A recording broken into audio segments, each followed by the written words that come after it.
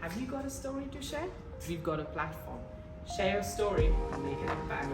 Welcome back to the Immigrant Story. Today we're bringing to you our episode 2. If you've not seen our episode 1, actually, I'm encouraging you to go check that out. It's really insightful and motivating. Like, share, and do well to leave a comment. And most importantly, make sure you subscribe to the channel. We've got loads of beautiful and awesome content coming up.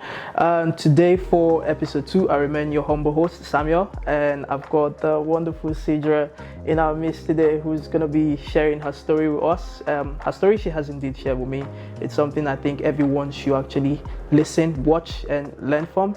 So Sidra is a mutual friend, and I'm really glad our paths got to cross. And Sidra, can you just do us the favor of sharing a brief about yourself?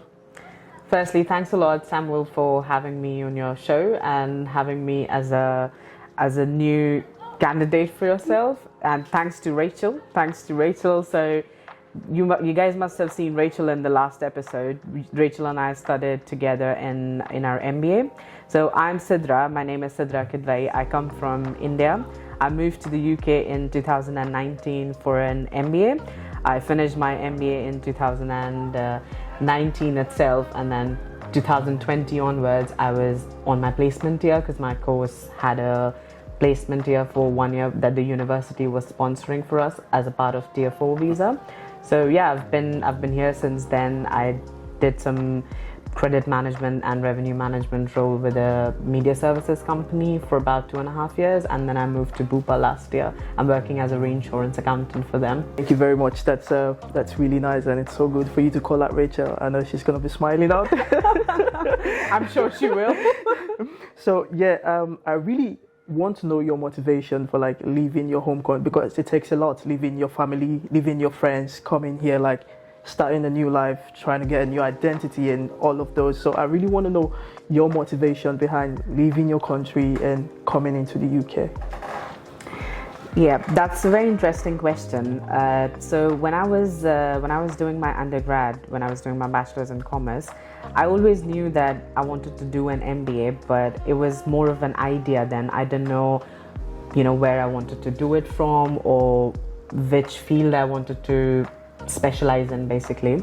So when after I completed my undergrad, I moved to New Delhi, which is, everyone must have heard about New Delhi. My hometown is Kanpur. It's in the north part of India. So I moved to New Delhi. That was the first time when I moved out of my house, and I was living by myself there. And I worked for a company called Excel Group there. So Excel Group is it's a reinsurance company. But when I joined there, it was like I said, it was Excel Group. But by the time I left, it became AXA, which is quite a big pedigree. Many people have heard in this part of the world. Exactly. So while I was doing that job, I realized that I needed a master's to go up the corporate ladder. Okay. And I always had interest in management. Like, I wanted to have a team of my own. I wanted to basically manage things myself. Like, I just didn't want to be an individual contributor. I wanted to do more than that. Like, I loved working in teams and all of that. So then the time came when I had to make the decision of, where, like, doing an MBA, from where to do it. So the basic reason why I wanted to do it from the UK was that over here we needed 3 years of work experience for getting into an MBA course. Oh, wow. Whereas in India, like, even for the top universities, it was majorly like an entrance exam. Okay. And not a prerequisite of having any work experience. Okay. Yeah. So the pace at which the faculty teaches you here, and the practical examples, the assignments that you do here, they're way more full of learnings. So that's why I wanted to do an MBA from the UK. And as we all know that, it's a hub for culture. Like, there's so many people from different cultures here. Yeah. It's just so much cultural diversity. Plus my cohort had people from everywhere. They had lots of experience in different things and from different realms of life. Like, I had someone on my cohort who had 20 years of work experience. Oh, wow. So I think getting to learn something from them and then applying them in your job that you get after an MBA, that's amazing. So that's the kind of stuff I was looking for. Yeah, it's really interesting to know that your motivation came from wanting to go up on your career ladder in a way, which is really inspiring for me. I think just as our faces are different, so as our desires are different. So everyone has got their motivation, but I think yourself stood out for me in a way. So thank you very much. I really want to understand, like, how were you able to integrate into the system? Was it really challenging for you? Because I know in terms of coursework, course load, it's different. You spoke about the curriculum not really being the same. Was it challenging for you outside just the coursework? The environment, it's totally different. Like from where I'm coming from, the temperature is like really high. I'm coming from Nigeria. The temperature is really high compared to here where it's cold, really cold in most cases. So how were you able to really integrate into the system and all of that? Okay, I love that question. There are so many aspects to it. So when you talk about temperature, I was never a fond of, hot weather anyway. So I liked the weather here, but especially when I moved here, it was January. Okay. So it was pretty cold. It was a big shock for me at the time because when I landed at the airport, I was like, have I made a big mistake? Even though I love cold weather, yeah. But I was like, it's way too cold for me. And then other than that, I think one of the biggest challenges culturally that I faced was the food. I mean, I'm a foodie, yeah, and when I came here, I thought that everything's just gonna be too bland because that's what we heard living in India, that when you go to England the food is quite bland and all of that. But as time passed, I realized that that's not true. Like, you get food from every country over here in London. It's just brilliant. London is one of those places where you can go out, you can have Mexican, you can have really good Indian food as well, you can have Japanese, wherever you want.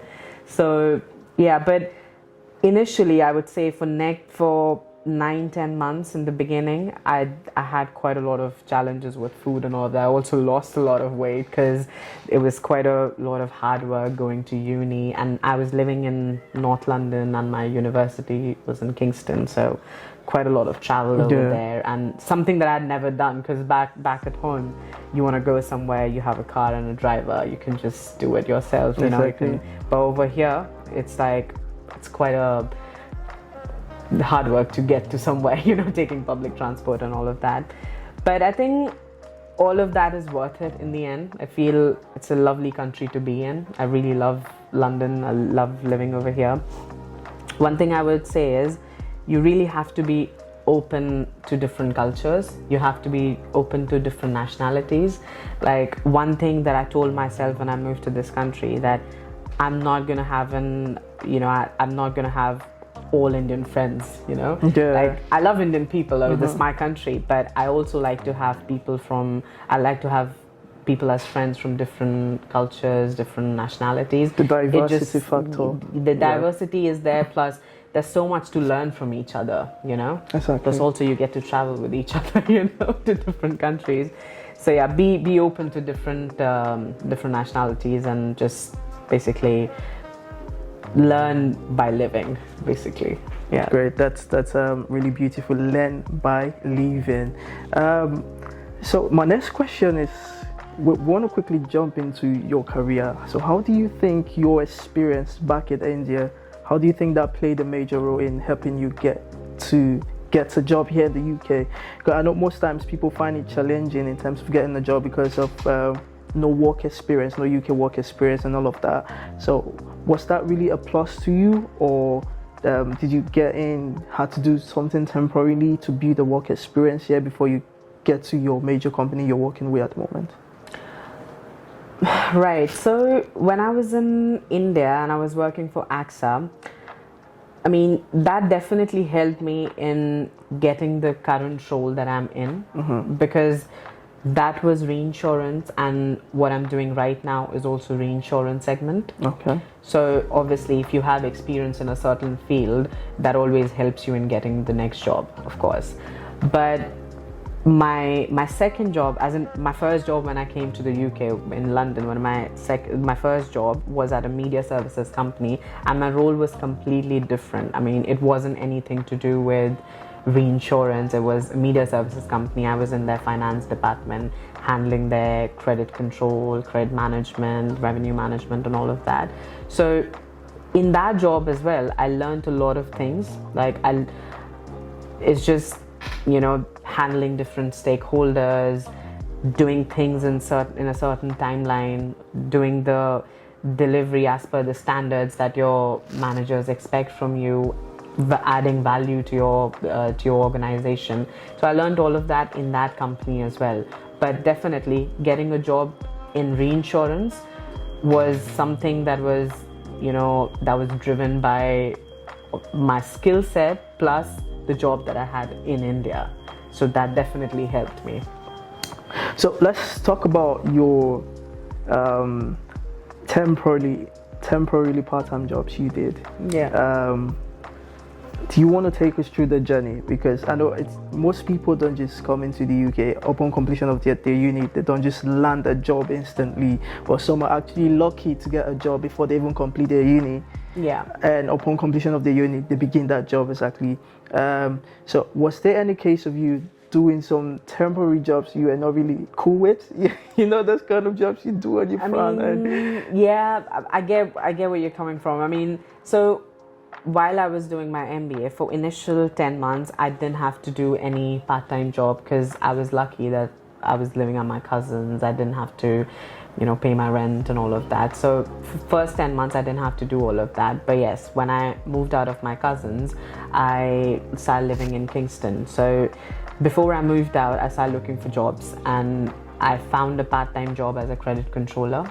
Okay. And that job wasn't, I know it wasn't in retail like a lot of people do retail work in the UK, but still that wasn't the kind of job that I would have expected doing as an MBA student. Like I wanted wanted to be like a big shot manager, like I didn't want to be a credit controller. Yeah. But I took that job because obviously I wanted to have part-time work, and I wanted to be able to bear my expenses in this city because it was very expensive for me. Yeah. Role as an accounts assistant with more responsibilities in hand, and I was kind of the only person on the accounts receivable side, so I was kind of doing everything by myself. And the lady who was handling that position before me was there in that organization for 10 years, so you can imagine I had some really difficult shoes to fill in.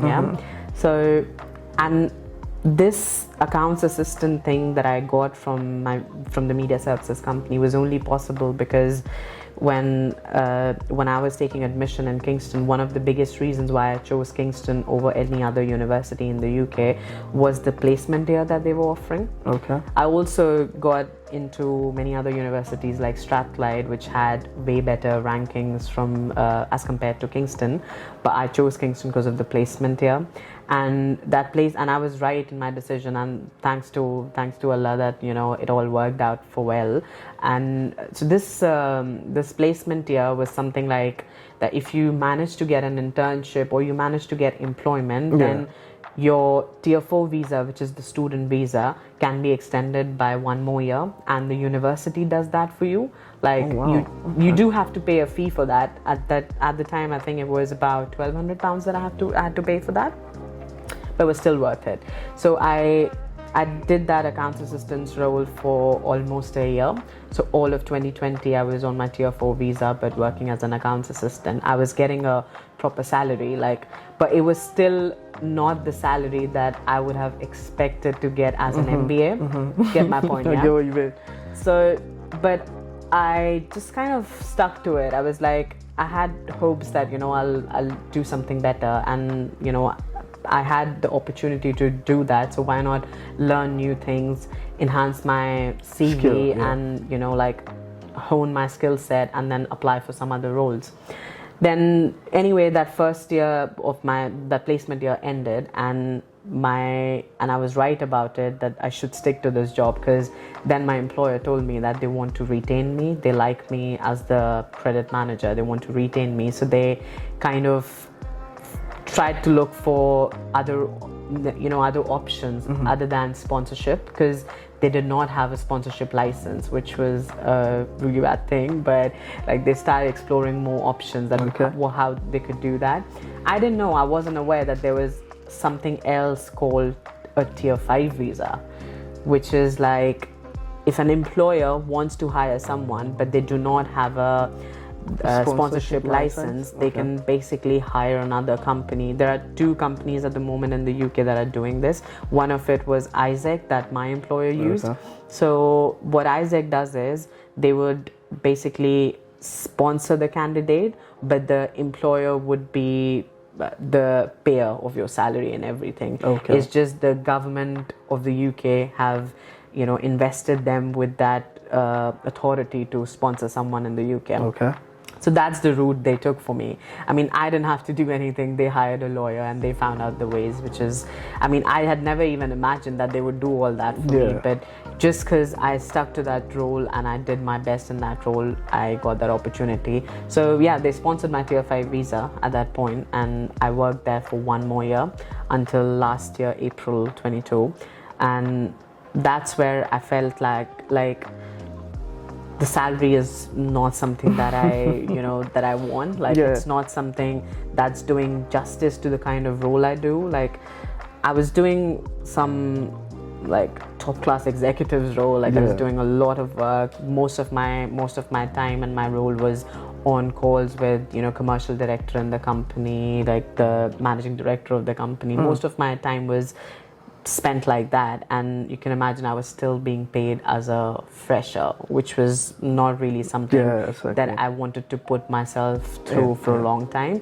So then I thought that if nothing works out, I'll probably just go back to India, and that's where I thought that if I want to do this, I have to do it the right way. Like, I want the role that I want to do. So that's where I started looking for roles in reinsurance, and thankfully BUPA was very open about hiring people who are who want a sponsorship. They had a sponsorship license, and they interviewed me. I told them that this is the problem. I don't have a work, like a right to work in this country. So they said, that's fine. Like, we'll interview you, and if we like you, we'll sponsor you. Yeah, and that's how it worked out for me. Oh wow, so that's been my journey.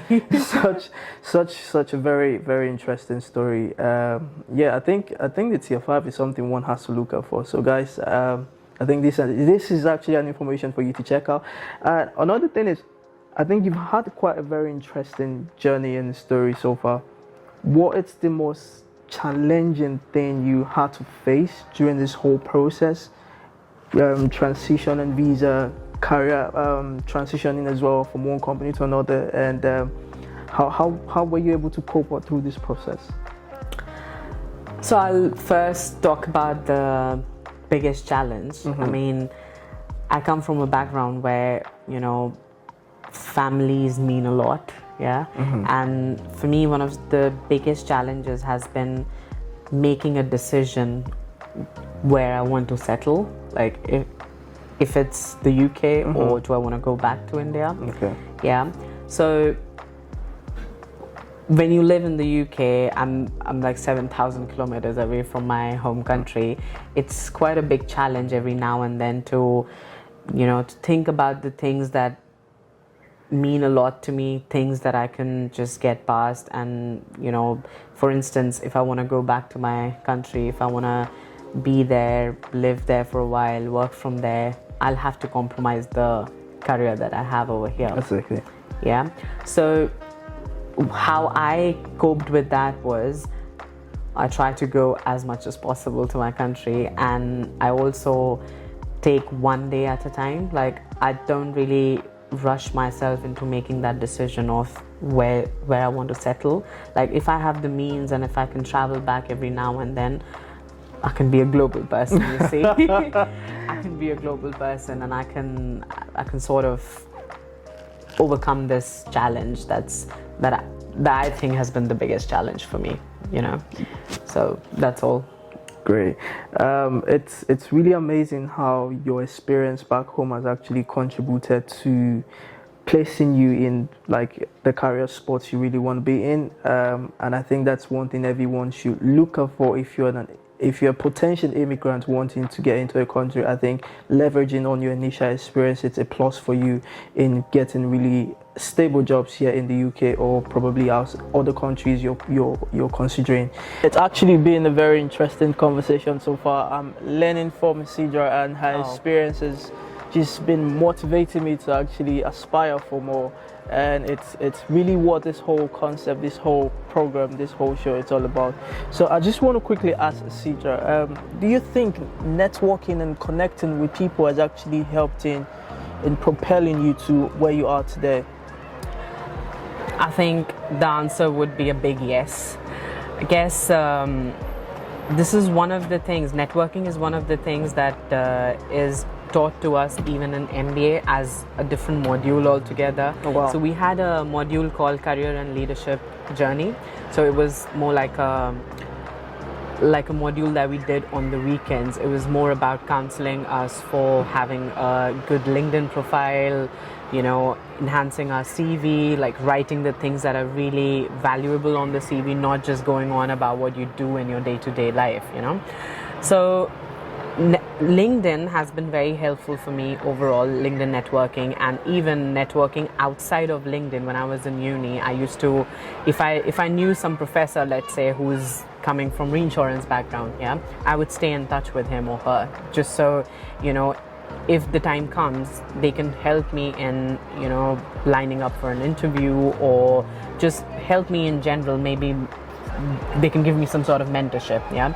So LinkedIn has been very helpful for me personally, because like I said, I'm in reinsurance right now in London, and when I was looking for reinsurance roles, I was trying to connect with a lot of people within reinsurance industry, and a lot of people, they actually helped me. A lot of my LinkedIn friends, connections, they helped me in talking to the main recruiter, even though things didn't work out in the end because sponsorship was an issue, or there were challenges for the employer, but it at least gave me that peace of mind that yes, there are people who help you out, or, you know, there are people who can basically act as a link between you and the recruiter, yeah. So that happens a lot on LinkedIn, so I highly recommend using LinkedIn as the networking tool. And also when you're in uni, or, you know, go on the Meetup app and try and go and meet people who are from the industry that you want to be in, or the kind of roles that you aspire for, because we all help and grow, you know, we all help each other and then grow. No one can grow by themselves. That's my belief, you know. Yeah, that's true. And talking about LinkedIn, talking about connecting with people, talking about meeting with people with the same background you're actually interested in, I'll just give Sidra the platform to share her LinkedIn handle.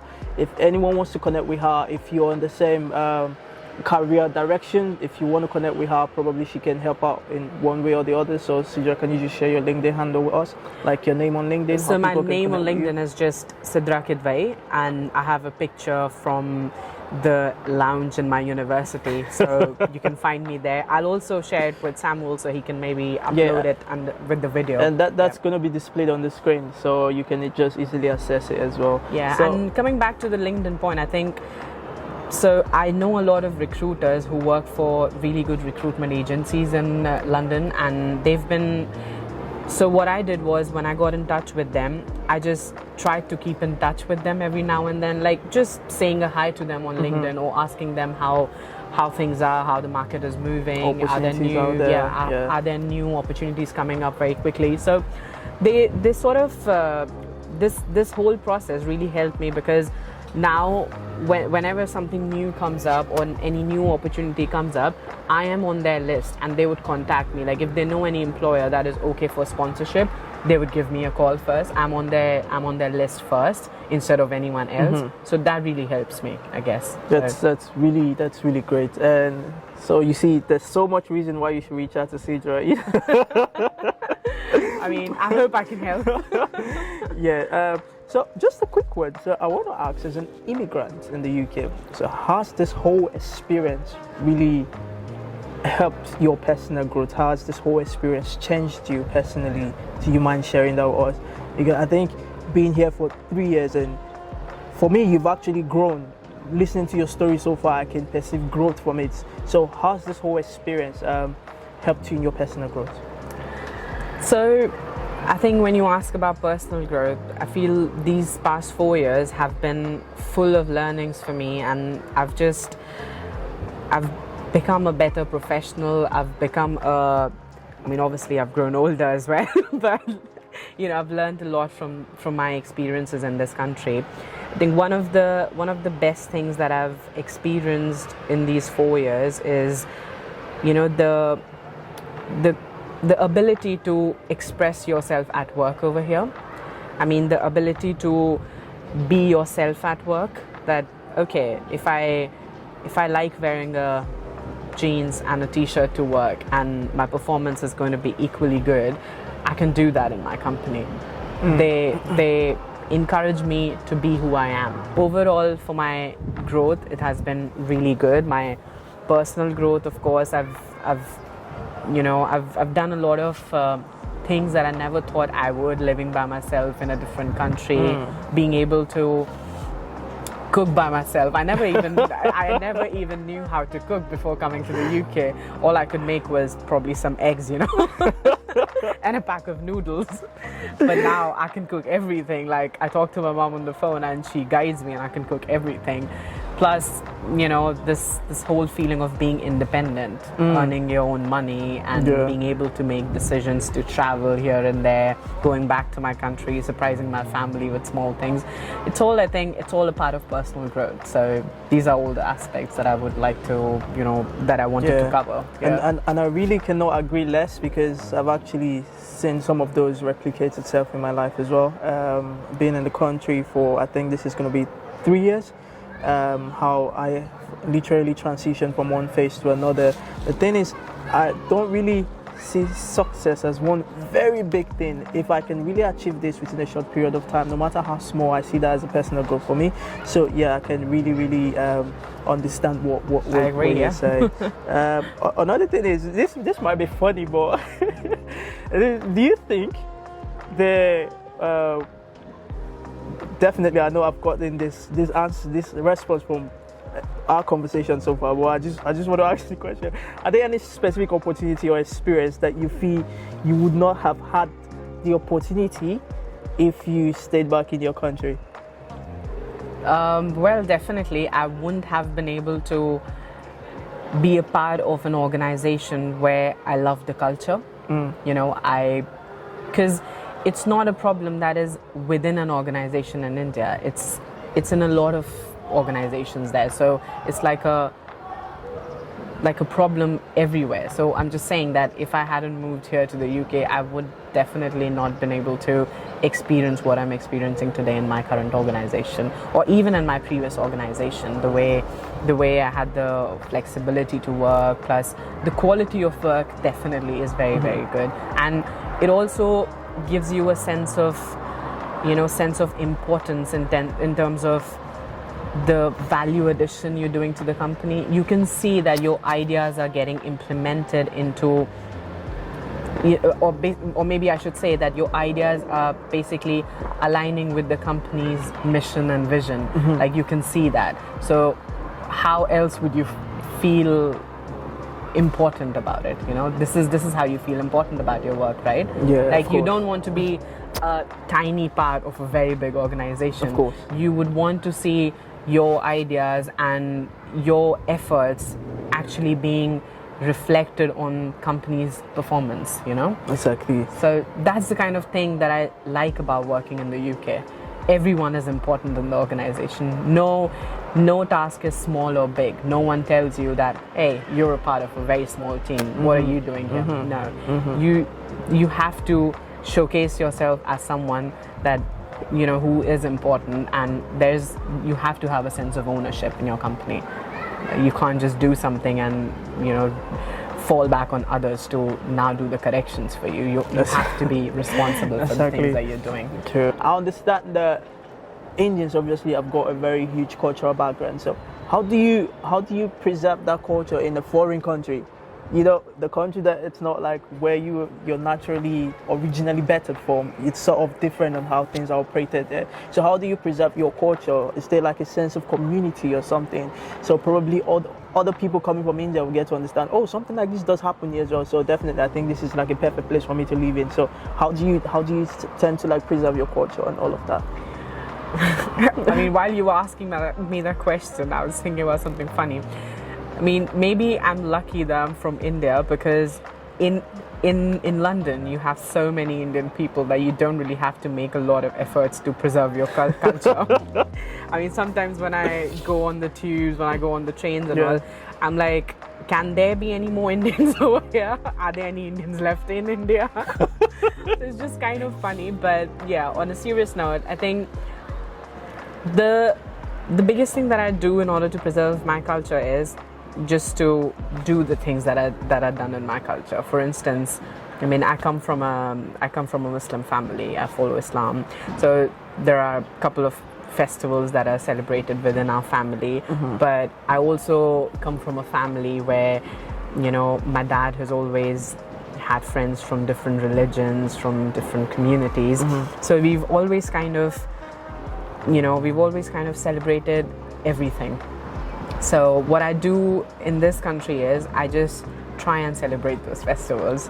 Like if it's Eid, I would have my friends over. We will all have a meal together. I'll cook for them. They even bring food with them, you know. We all do something together. And when it's Ramadan, I would try and do like a iftar at my place. Yeah. So, I mean, you wouldn't believe, but I can show you pictures later. When it's Ramadan, I would actually spread a big like a sheet on the floor, and we all will sit together on the floor like it's done back in India. And people, I mean, in my friend group, they're from different countries, not just India. So imagine they don't even know about that culture, but they're so respectful towards my culture. They would all sit on the floor, have food together. So that's the kind of things that I do. And when it's Diwali, I've got, you know, friends who are Hindus, so I would go to their place and I would celebrate Diwali with them, you know. And while if you talk about people who are born and raised in the UK who are Indians, like British Indians basically, so I also have friends like that, and even they have some sort of gatherings at their places for celebrating Indian festivals, so all of us do that together. And like you can see, I'm wearing an Indian kurta right now. I love Indian clothes, and every now and then, whenever there's an opportunity, I just dress up in ethnic. So that's how I do it. And it's so very interesting how the corporate world tend to recognize all this as well. Yeah. Because I'm part of like our D&I initiative in my company as well. Okay. So it's things like this will actually put up events where there's always a recognition that, okay, Diwali is going on, the Muslims are fasting. I think we should reduce the rate at which they work. If people can support them and you understand they're fasting, they might not really do as much as they can efficiently when they are not. So people come into this space, and so coming back to the point, I think that's one of the things that I just got reminded of when you were saying all of this. Within BUPA, like we get documents where they are trying to tell us that if it's Ramadan, it's basically for the managers to, you know, try and give holidays to the employees if they want to have holidays, or if they want to leave early. Just make the whole work environment a little bit more flexible for the employees because it's Ramadan and they're fasting. So I think it's an amazing thing to have. Like, no, all companies would do that for you, you know. So yeah, that's one of the things that I wanted to touch on, that just celebrate everything that you've ever celebrated back in India. It doesn't matter if you're in a different country. You are what you are, you know. You just celebrate. And I think people are very welcoming in this country. That's one of the things, that's my experience, my personal experience. Like I mentioned about my friends who, you know, come and have iftar with me or celebrate Eid with me. Everyone's very welcoming. Like, you know, they like to know about different cultures. So no one's stopping you from, you know, following what you want to follow. True. You know, that's one of the beautiful things about this country, in fact about this city, London, that I've also celebrated Eid in Trafalgar Square. It's called Eid in the Square, and I've also played Holi somewhere, you know, up east, they had a big setup for Holi. We all celebrated Holi over there. So what more can you ask for? You know, What more can you ask London for? is the place if you want cultural diversity. So yeah, that's been my experience. That's great.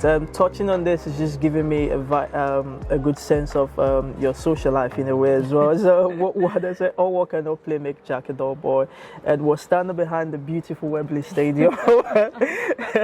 And I just wanted to share a bit of your social life with us. Like, how do you manage your social life with your work life as well? I really understand there's a work-life balance in the UK, but what do you really do for fun, your hobbies and all of that? We understand your professional life. Let's have a let's get a touch of your social life as well.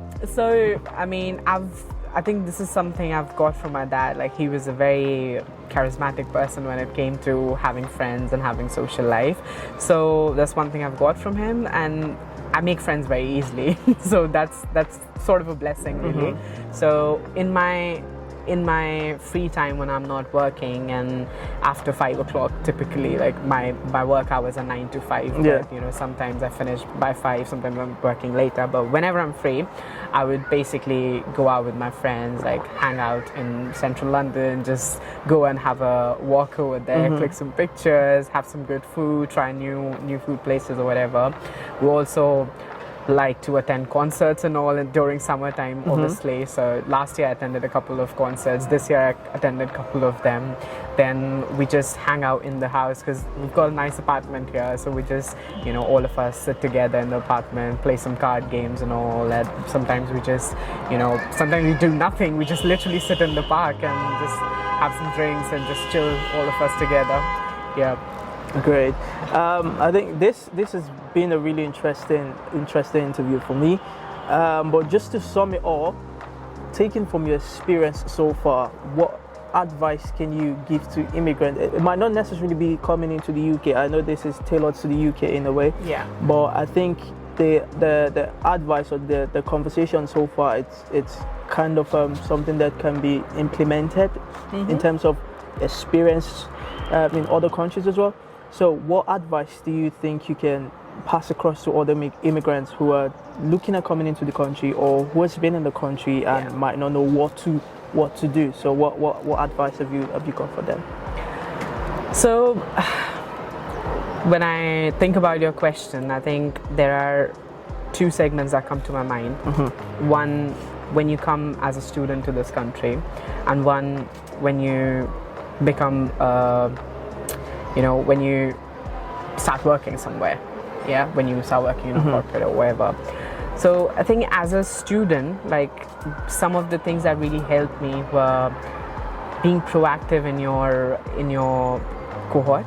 Like, try and work with people from different backgrounds. Like we've touched a lot about cultural diversity. So I would say that work in a group of people where there are people from different nationalities, because that's what the hour demands, basically. Working globally, working in a global context, working in a global environment, that's what is the need of the hour, basically. So because when you work in groups like that, you work better and you learn the group dynamics of people coming from different backgrounds, and that would also help you when you move to corporate and when you start working over there. Like in my team, like, I don't have anyone from India, so if I'm a very good team worker in India, it's not going to help me. Like I would need to have group dynamics where I can deal with people from everywhere, you know. So as a student, I would say be active in your group work. Then make friends from all nationalities.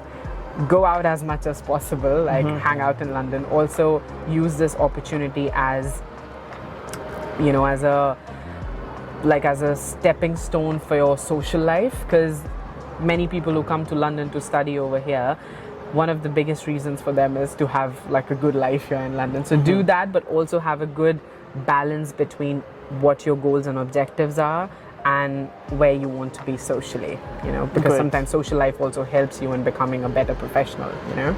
So that's what I'm trying to say, that you have to have a balance of both the things there. Then as a like if you're looking for work after your uni or like straight after coming to the UK, if you're looking for work, I think some of the important things are having confidence is the most important thing. Confidence that you got this, confidence that no matter how many people did not get the work sponsorship, you still can. You have everything that it needs. Yeah. So confidence is there. Plus, don't just basically do the hard work in looking for a job. Do the smart work. Like I've seen a lot of people who come for advice on LinkedIn and from other platforms. They would tell me that we're applying for 50 jobs a day, but we're not getting any responses.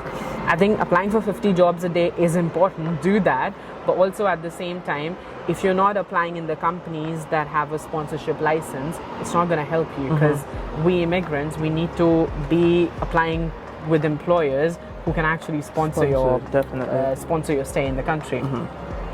So smart job search is very important.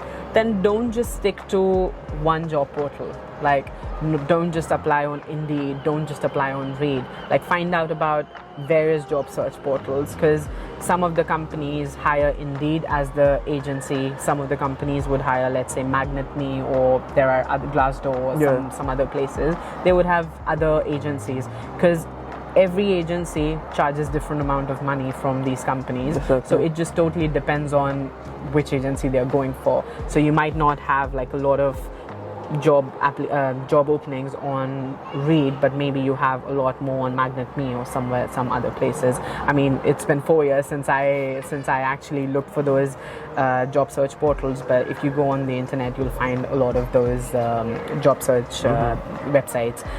Then one of the things I've learned throughout this experience of mine, like when I was trying to look for a sponsored role, that try and go for applications directly on the company's website, as in on the employer's portal directly, because some recruiter once told me that it's easier to get a sponsored role directly, I mean if you go to the employer directly, than going through an agency, because sponsorship is expensive. Now when you're going through an agency, the employer also has to pay the fee for the agency and for your sponsorship visa. So try and just go to the company directly.